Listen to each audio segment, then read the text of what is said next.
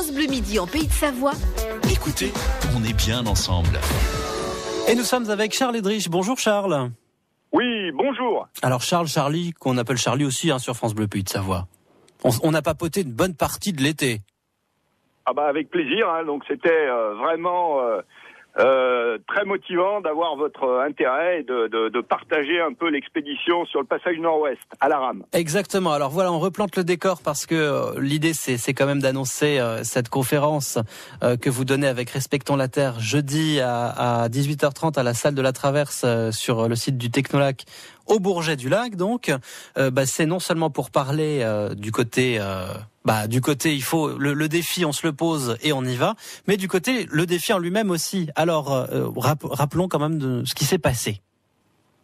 Alors pour ce qui est du passage nord-ouest, le premier hivernage était prévu. Par contre cette année non, ça l'était pas du tout. En fait, je suis tombé sur une année malgré le réchauffement de la terre où il n'y a jamais eu tant de banquise.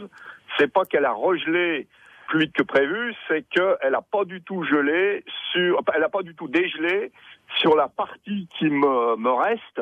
Il me reste 1000 kilomètres à faire et j'en ai déjà parcouru depuis le détroit de Bering en juillet 2013, maintenant 5000.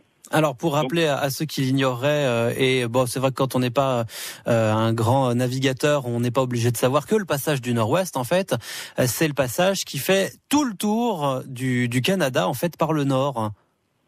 Le Canada et l'Alaska, donc la partie américaine, qui permettent de relier le Pacifique à l'Atlantique par le très grand nord.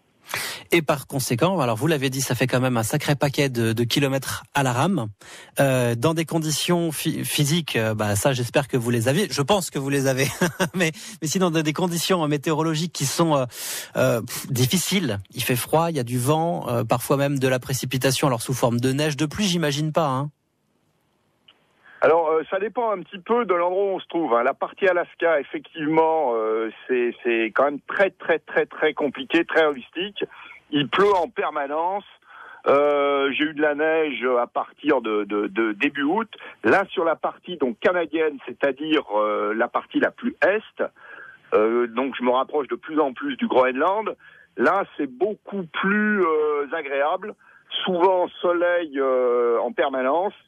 24 heures de soleil par jour, vu qu'en tout cas jusqu'à début août, il n'y a absolument pas de nuit, mer d'huile, des paysages à couper le souffle, et puis évidemment un contact, une relation avec les éléments, notamment avec la faune, absolument fantastique. De toutes les expéditions que j'ai pu mener, aussi bien donc à l'Everest, en Himalaya, que dans les mers du Sud à la voile, je n'ai jamais été autant immergé avec les animaux, aussi bien les animaux marins, baleines, orques, phoques, morses, en tout genre. Ours aussi, non?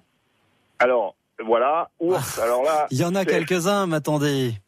Il y en a beaucoup, donc un moment j'en compte même 16 autour de moi, donc. Ah oui, et là on se dit qu'on a de la chance d'être sur Terre, on sait juste pas pour combien de temps, mais on se dit qu'on a de la chance d'être là, c'est ça? Alors l'ours blanc, il faut faire attention, il faut pas non plus exagérer le danger, parce que c'est en terrain dégagé, on les voit quand même arriver. Mais ceci dit, il faut être quand même très attentif. Parce que on considère que c'est l'animal le plus dangereux au monde. C'est-à-dire, il est capable de chasser, et on l'a vu de temps en temps, de chasser l'homme. C'est-à-dire de le suivre pour essayer de le croquer à un moment où c'est possible, et il est capable de vous suivre pendant 15 jours. Ah oui, alors quand même. Un peu donc... obstiné l'animal. Bon vous allez nous raconter tout ça ce jeudi à 18h30. C'est à la salle de la Traverse au Bourget du Lac sur le site Technolac. Merci d'avoir été avec nous cet après-midi sur France Bleu Pays de Savoie, Charles Edrich. Je vous souhaite un bon après-midi. C'est un plaisir.